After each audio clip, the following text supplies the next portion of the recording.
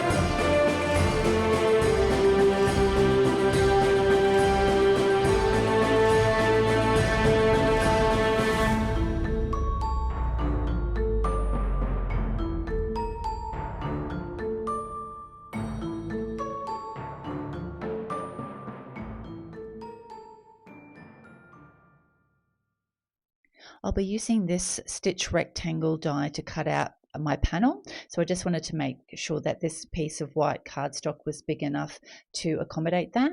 And I've grabbed my stencil from MFT, and I'll be doing some rainbow ink blending. So I've just grabbed my Make Art station and will place my stencil, my raised stencil, on the front and just secure that with the magnets, and then use Distress Oxides to create my rainbow pattern. I've sped up the ink blending a little bit for you, but I'll be using my dome sponge applicators to apply my inks, starting off with the Peacock feathers, then going on to my twisted Citron, squeezed lemonade, spiced marmalade, and finally finishing with my candied apple. So I'm just going up with the raise just to ensure that you don't move that stencil as you're applying your color. So I'm trying to still do a little bit of circular motion, but making sure you're going upwards to make sure those rays don't move. Still going between the colors as I use them. So you'll see me applying the spice marmalade, and then I'll come back with that squeezed lemonade to get that beautiful blend. And finally finishing with the candied apple. It doesn't matter if you get a little bit down the bottom because we will be covering that up with some clouds. And working back through, just making sure you've got a beautiful blend between each color. And that looks good. So that's the final rainbow. I've allowed this time to dry, so now I'll just cut that out with my die cutting machine with that rectangle die, making sure that's perfectly centered. We'll place some tape down and take that to the die cutting machine. There are a few particles around the end, so I learnt this technique from Laura Davallo and just use a nail file just to get rid of those Furbies around the outside. Now I've grabbed a piece of white cardstock, or 2 pieces of white cardstock from my stash, and I'm cutting out with my cloud dies from MFT 2 lots of clouds, which we'll be joining together to make our base of our card front. So I'm just trimming off the excess. You don't have to be particular with this because we will be trimming it down once we've attached them together. So we'll just set those aside. Now we want to offset them, so I will be placing them just roughly where I'm wanting on the card front. Just making sure we've got a nice clean attachment so that you can see both elements of each set of clouds. And I'll just put a little bit of glue on the front cloud roughly where I want it to sit, so I'm just kind of replacing that down to make sure I'm putting the glue in the right place. So I do put a bit of excess glue on, but I just you'll see me pick this up shortly and just make sure I wipe off anything from the card base and my mat, so that there is no glue that will get anywhere you don't want it. Now we roughly want to place where we want these clouds because I want this to match in with the background. So I'll place Tinkerbell there and then also grab out that stitch rectangle die again. We're going to just make this match in with that background rainbow panel. So that's roughly tape that down and take that to the die cutting machine. So these clouds now perfectly fit and match up with the base.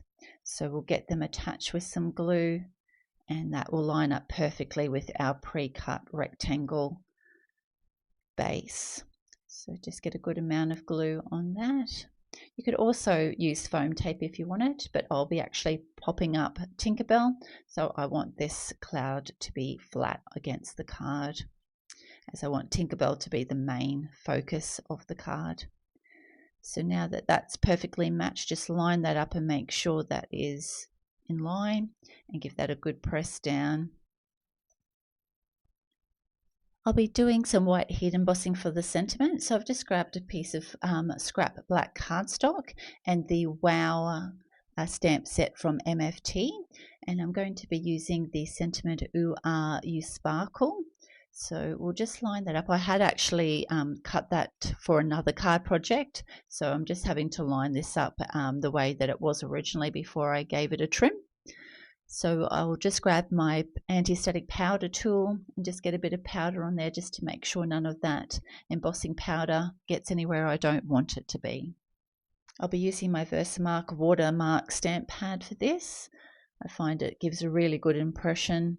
I like to always stamp twice just to make sure that there's plenty of ink for the embossing powder to stick to. So we'll just grab our piece of folded white A4 paper and our white embossing powder, and we'll sprinkle that on. Give it a tap off, and then I always like to do it a second time just to make sure you've got a good amount of coverage on there, and give that a tap. I've put the excess back into that bottle using that folded piece of A4 paper, which works really well. I've preheated my heat gun, and we'll just get that all nice and melted and smooth, and we'll set that aside to cool down. Now after that's cooled, I always like to just wipe off the excess powder that your powder tool puts on there, just by using a microfiber cloth. Now I'm just wanting to have one end with the Fishtail banner, which is the U sparkle end. So it doesn't really matter where this banner ends on the left hand side, because I will be trimming that down. So I've taken that over to my die cutting machine and cut that out, and I'll just grab my Tonic trimmer and just cut that to the spacing that I'm wanting on that end to have a nice flat end. I've pre-cut and scored a teal card base, just making sure before I glue this down that I have it on the right side, and I'm wanting that beautiful border even all the way around. I've pre-cut and placed some foam tape on the back of Tinkerbell, and just using my reverse tweezers just to place her where I'm wanting, just floating above those clouds. So release that and give that a press down. And I've also put some 3D foam on my sentiment strip. So again, just lining that up, using those reverse tweezers really helps you be able to line it up straight, and give that a press. This is the finished card project for today. Tinkerbell is so gorgeous and so fun to colour up, especially her hair and her dress. I've had so much fun making this card, and I hope you've enjoyed watching. If you have, please hit the like button and leave a comment. And if you'd like to see any future videos, please hit the subscribe button. Thank you so much for watching. Have a great day. Bye.